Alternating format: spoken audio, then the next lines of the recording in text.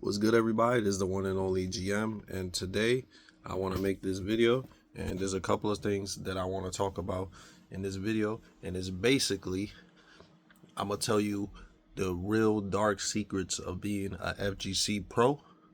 Tom Brady made a status recently on his Twitter that said that y'all all been fed a lie that being a pro in the FGC is not gonna make you rich, it's not gonna make you famous, and it's not going to get you the things you're going to be able to need to sustain yourself in life. It is not. So in this video, I'm going to talk about all of that, my thoughts, my background as a player, where I came from, how I started, and all of that. So let's go deep into it. So at first, I'm going to tell you how I started playing fighting games.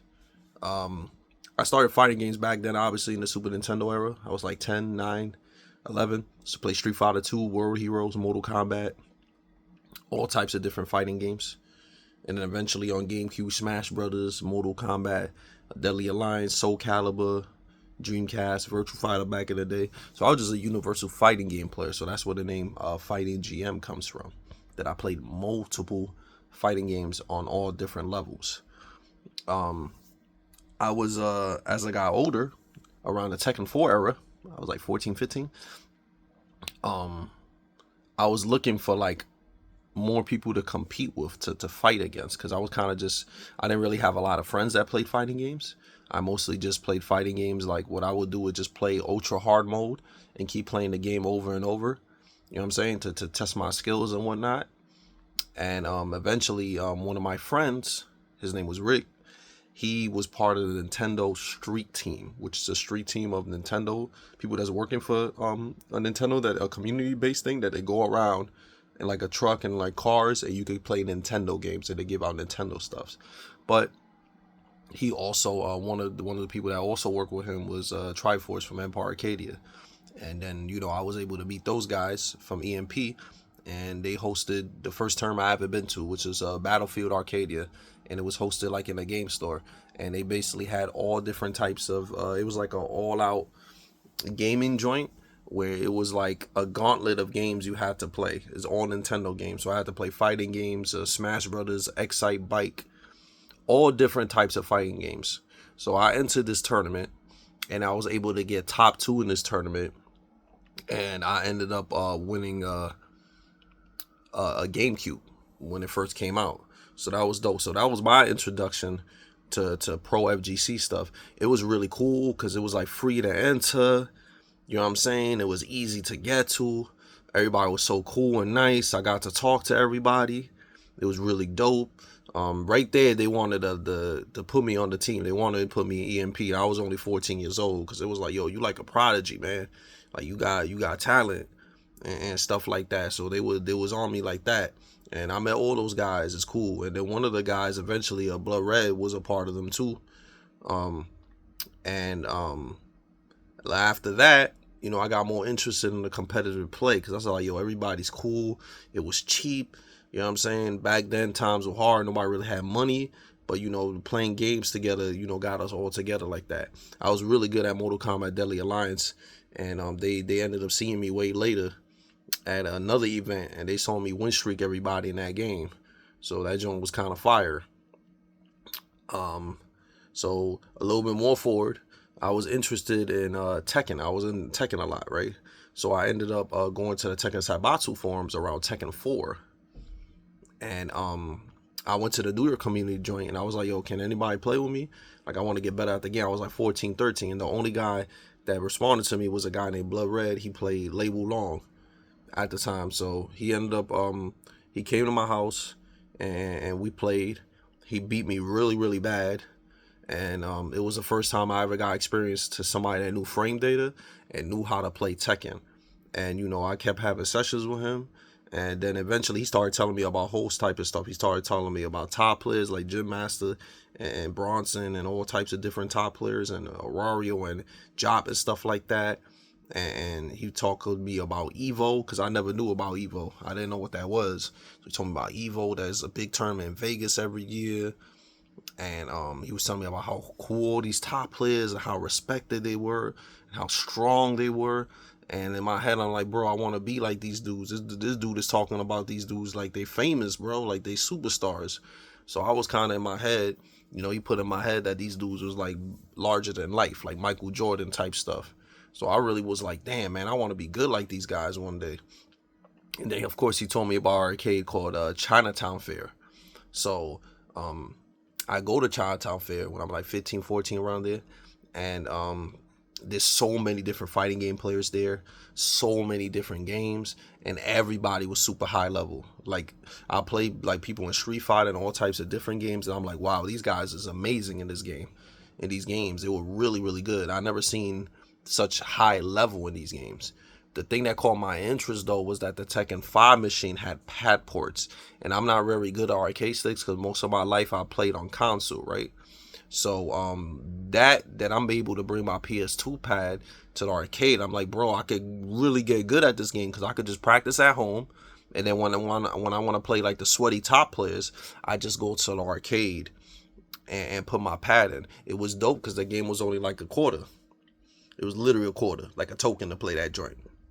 So like, back then, we all live in poverty times, man. Everybody was like most FGC players from the New York era around that time, we all come from the hood, the Bronx. So a lot of us didn't have no money. But the FGC was like cheap. It was like buying Skittles, now laters, quarter, 50 cent, top pop soda. You know what I'm saying? Like it was just easy. You didn't really need to have to spend a lot of money to play the arcade games and stuff like that. And plus, when I went to school, school was rough. I straight went to school in the Bronx, straight hood. So, getting into games and going to the arcade was a good thing for me because I got to avoid the drugs, the gangsters that was in there. Most of my friends in school, they sold drugs and it was gangs. But since I got into the games and met other gamers, it put me away from all of that stuff. So that's one of the positives about the FGC was that I was able to get away from all the stuff. And while I was in high school, I was able to put extra money in my pocket once I got good at the fighting games. So a little bit more, I started going to arcade. Of course, there was some, like if you wasn't a top player, if you wasn't good, you couldn't play with the known players. They didn't want to play with you. So they had two arcade machines. They had a scrub machine and they had a top player machine. So you wasn't going to be able to play on the top player machine. You wasn't. And it was hard to get sessions because a lot of the top players wasn't going to play with you unless you was nice. They was like, nah, we not going to play with you because you're not good. So it was just like that. You had to prove yourself, and it was rough because you had to put money in the machine. And every time you lost money pretty much. So it was real competitive. They hosted tournaments every single month too. Every single month they hosted tournaments. So that gave you more incentives to get better at the game. They also had a arcade in Jersey called 8 on the Break, which had weeklies every Tuesday. And then the Chinatown Fair monthlies had monthlies. So I would enter all the joints. My first major tournament was at 8 on the Break. It was called Clash, and it was like in 2005, 2004. I think all the top players was there. Jim Master, Justin Wong, Ricky Ortiz, every single top player was there. That tournament was crazy. Bronson was there too, I believe. That tournament was ham. That was my first 5.0 major. I did decent. I did all right. The 5.0 was a really busted game. I didn't get really good at Tekken till Tekken DR. That's when I started winning big. For Tekken 5.0, I got a couple of top twos. And over here in tournaments, I won a couple of stuff too. That's 5.1 was just a balance update of 5.0. So they took out all the infinites and the silly stuff that 5.0 have. So basically, I kept entering tournaments. I became friends with people. I used to host my own sessions too, or try to go as much sessions. I was literally going to every single local that I could. I was losing a lot, so it made me kind of depressed because I was like in school and I was like, damn, bro, what can I do to get better at this game? I keep losing. And then I started just asking people because I was in the Tekken Saibatsu forum, the Leaf forums. I used to ask for help. One of the more OGs, El Trap 2K, I asked him, yo, can you teach me frame data? Because I ain't know no frame data. He taught me frame data, so shout outs to him.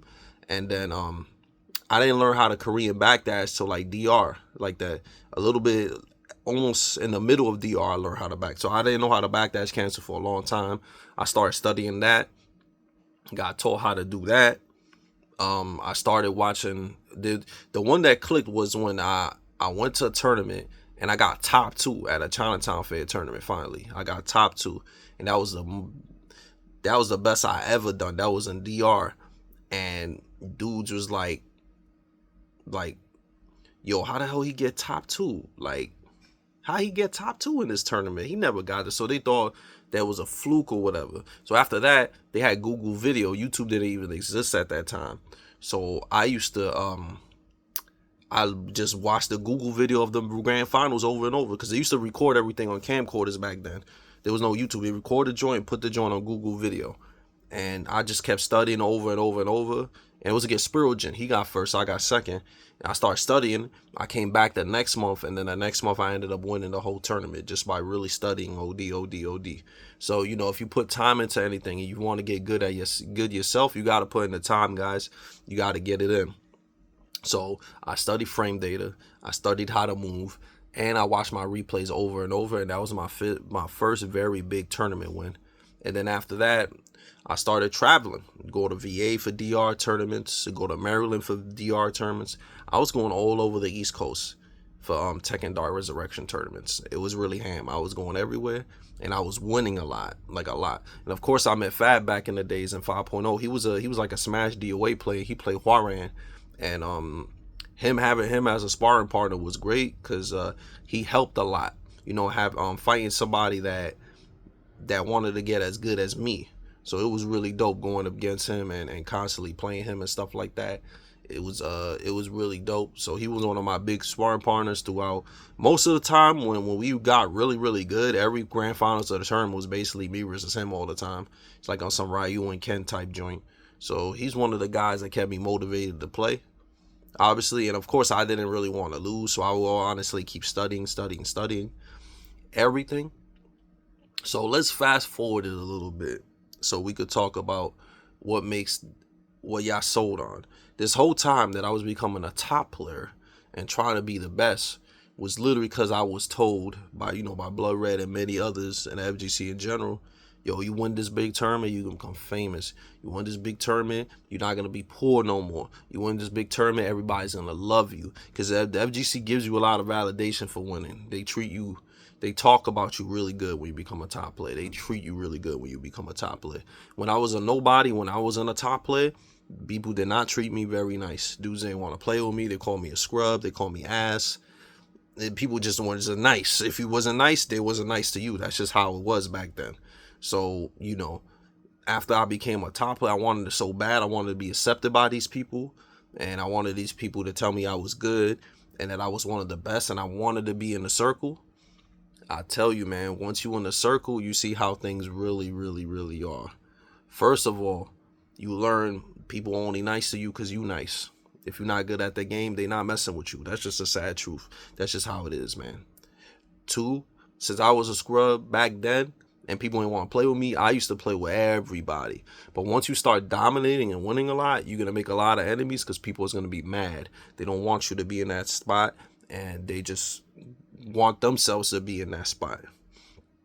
3, I won a lot of tournaments, and I'm telling you, I come from a poverty background. The good thing about the FGC back then, it was easy to get to places, and it was cheap to enter the tournaments. Only $10. That's it. You enter the tournament, and if you win, you get your money the same day. Nowadays, in recent years, if you win a tournament, you gotta wait 4 or 5 months, and you gotta sign a contract to get your money. It's not like back then that you just get an envelope with money, they give it to you, give you a medal, then you could go home. It's a lot different now. So basically what I'm trying to say is I used to take Chinatown buses all the time. And those are like 20-hour bus trips from New York to Atlanta, New York to Tennessee, all types of stuff like that. And the reason why I used to do that was to save money. And not only that, flights was still expensive, and the pots weren't that great. If you go to a major, let's say I'll give you an example. I went to final round, right? I got first place in Tekken 6, in 2011. I won like $700. If I would have bought a flight and a hotel, I would have barely won anything if I would have booked it like that. So I took a bus, and it was only like $65 round trip. So I made a lot of profit by winning that major and winning that $700. So I was really smart, but I come from a hustler's background. I'm from the BX, you feel me? Where we don't have anything. So, I was hustling a lot like that to go to events, but it still was really hard because there was no FGC, there's no real sponsors like that. You could get lucky and get sponsored if you friends with certain people. Like around in the MOG era, if y'all remember, I was being Koreans, I became MOG Pro status, and we become MOG Pro status. They give you a check every time you enter a tournament, which is godlike. They don't do that for no tournament. MOG was the best time to be an FGC player. You become pro stats, which is just get points and place a lot. You get money every time you compete. And top 8 got paid. Top 8 got paid. Over 1,000 every single time. It was great. So around the MOG time, I was being Koreans and stuff. I was constantly placing. I got picked up by Evil Geniuses, but that's because I was friends with Justin Wong and all the other Empire Arcadia players that said I should be on the team. But it had nothing to do with my player ability. It's just I was friends with the right people. So that's another thing with the FGC. It's all about who you're friends with. It's not about your talent. And at the end of the day, even if you sponsored, it's not the best thing in the world. And the reason why is because you're working for a boss or a company, and they most likely not going to give you a salary. They're not going to pay you. That's one. And two, they could let you go whenever they want to. They don't care about you as a person. They really don't.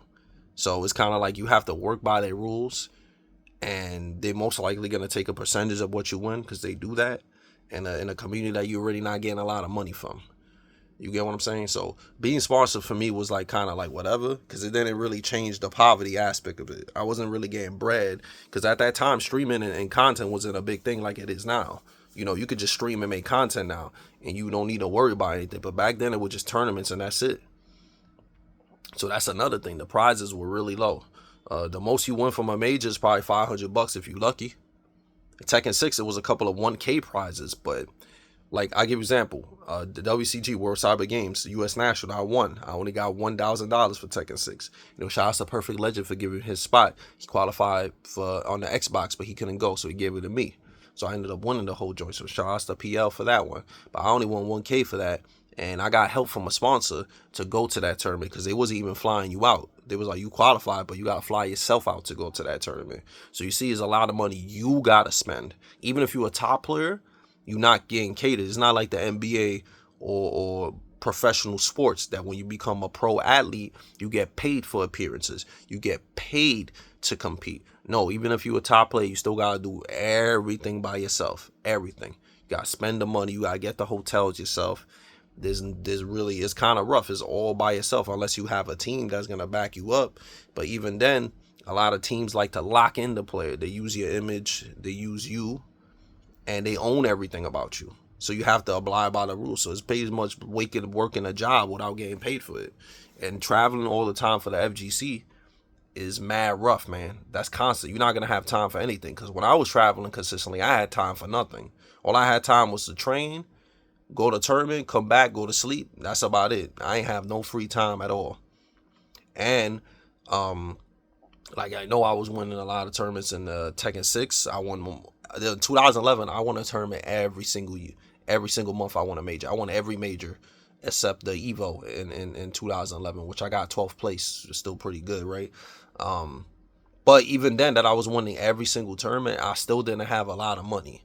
And the reason why, even though I was winning everything, I didn't have a lot of bread, I still had to use that bread to travel to another tournament. So it was a rinse and repeat cycle. I did get a lot of opportunities in that game. I was able to travel to Europe. They treated me nice. They flew me out there. They paid for everything. That was dope. And then I went to Finland too, and I was able to go over there too and get it in. So it's a lot of stuff like that, man. It was it's a blessing, but the pots were too low, man, to the point that you can even feed yourself. It's kind of like you just winning money to use that money to go to the next tournament. And it's kind of like around that time, you kind of just chasing sponsors at the end of the day, because then you obviously like, yo, this shit is like, it's corny. I'm just spending money to go to the other tournament. I need a sponsor. But the issue with the sponsors is that the sponsors, the OD ones, they want you to have like 100K followers. And you're not going to have that just competing in the FGC without making content or streaming. You really not. So it's like they want you to over grind for something that's not worth the grind.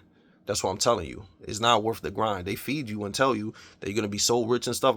My whole FGC career, I was broke. I was literally broke. I had no money. My whole FGC career. I would get help from people sponsoring me sometimes, but at the end of the day, the money was not enough. Being a top player wasn't enough. I wasn't no endorsements, no opportunities like that for nobody, bro. And the people that do get opportunities, it kind of gatekeep. They just keep it to their friends and stuff like that. But yeah, man, being sponsored is not that great, man. I was for Tag 2, I was sponsored. I went everywhere. And the team I was in, they only cared about the Street Fighter players. I would play in grand finals and none of my teammates would be there. They would just be watching the Street Fighter player. The Street Fighter player they even bought him a home for himself. They ain't do nothing for me. And I play Tekken. Tekken was like, back then too, that's another thing with Tekken. They didn't really care about Tekken back then. They'll put you in the CRT back in the next to the bathroom for grand finals. That's what they would do. Now, Tekken is more loved and stuff, but the issue with the FGC now, though, is that the joint, they make it seem like it's esports or Comic-Con, but it's not. So you basically paying convention prices just to compete for an experience. When you could just go to a convention or Disney World or Universal and get an experience and get way more fun rather than experiencing a tournament just to go and go 2 and out and you wasted like $2 to $3K. Like, I've experienced a lot of tournaments, bro, but them joints is not worth convention prices. So it's basically like a Comic-Con. It's just the prices are not there. It's basically what I'm trying to say, the joint is fake esports. It is. Because real esports, like CSGO and all of that, you winning big money, like $1 million. Fortnite, like $1 million. You're not winning 7K, 5K to play your heart out and almost spend that much to get there. Like, it's a fake dream, and you guys have to understand that. Like I said, I was broke most of the time, and I needed help all the time from sponsors or somebody, or I had to take Lord of the Rings journey buses just so I can go to a tournament. And somebody like me, I got tired of that while.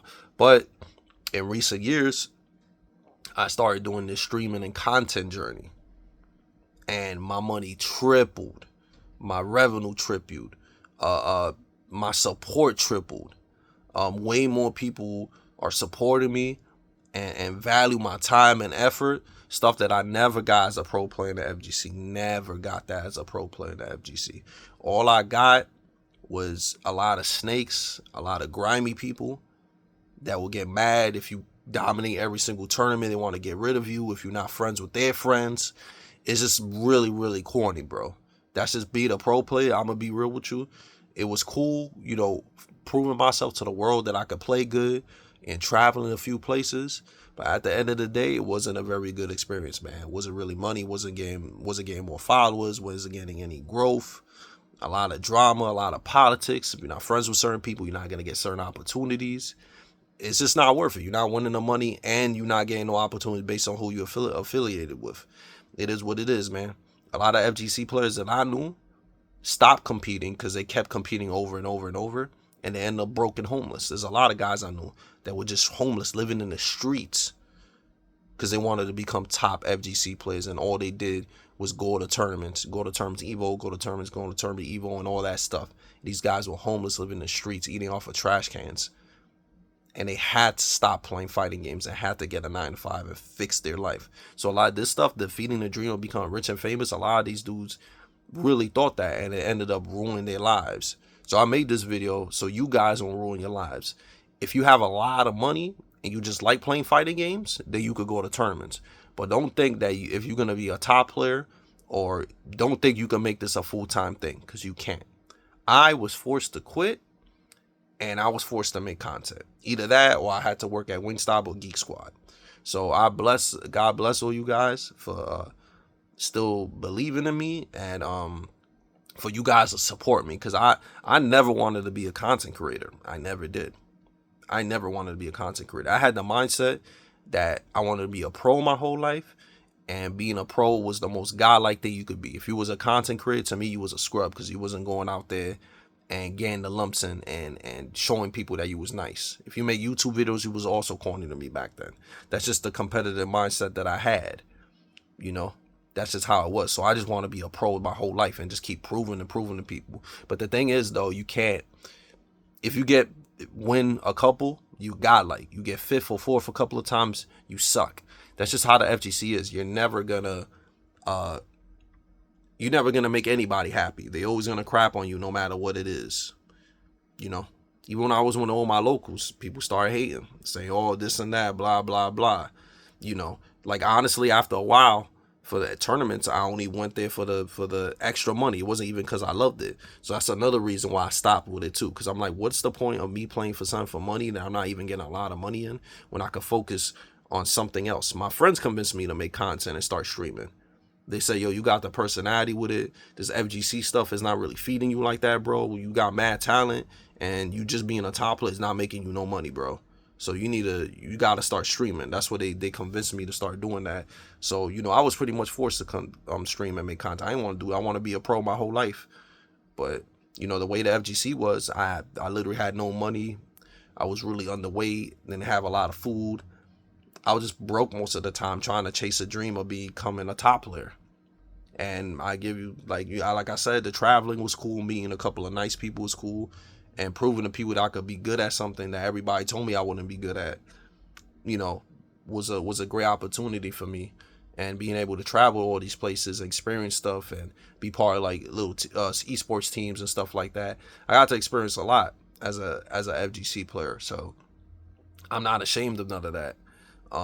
Would I do the same thing I did before if I could go back in time? No, I wouldn't go to tournaments, and I wouldn't have chased this dream. But we're here now, and we have a big YouTube and Twitch audience that supports me and likes the things that I do. So yeah, man, I just wanted to make this video so y'all, because a lot of you guys think pro players, they so rich, pro players are the best. A lot of pro players are broke, man. A lot of pro players don't have anything. Content creators nowadays make way more money than pro players. Like I said, I've won a lot of tournaments, and just for me streaming for these past couple of years, I've made triple of what I made as a pro player. And it is what it is, man. So yep, that's all the dark secrets, man. Don't think the FGC can make you famous. Don't think it can make you rich. Don't believe the hype. If you, like I said, if you want to get into it for fun, you could get into it, but do not become full time, and don't make the mistake I did, because that joint pretty much almost ruined my life. It almost did. I had to think of stuff and switch it all around and use the advice that I got from friends to help me put myself in a better position than I am in now. So yeah, guys, I just want to make this video to give you a heads up on everything, man. Don't believe the hype. There's a lot of fake people in FGC too. Stick to yourself, man. A lot of these guys don't want to be your friends. They want to use you to get pushed or get a certain status or to get more views and likes. You got to be careful with a lot of people. There's a lot of snakes in this community. It's because this community is poverty. When the community is poverty and there's fake esports and clout to it, they're going to do whatever they can to make sure that they get the opportunity, and if they even have to screw you over. So be careful. And yeah, and thanks everybody for watching. I hope you like these videos. Be sure to comment, like, find GM_Tekken is the Twitch. And I'll see you guys next time. Peace out. Take care. And stay solid. Peace.